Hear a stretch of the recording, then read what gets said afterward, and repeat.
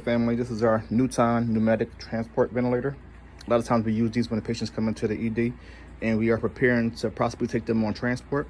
So we don't have to take them off the other ventilator we have, maybe the Drager or the 940 or the 980. We can just, transport them on this. You see, we have our tidal volume. Right now is on about, I want to say 500. Respiratory rate is on 18. Peak pressure, PEEP is about 5. You can switch in between 100%, 65%, and 100%.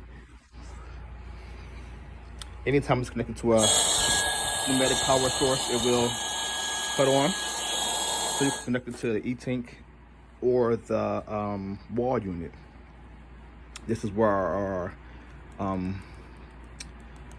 the filter goes, and this is where our pressure line goes. And that's our pneumatic powered ventilator.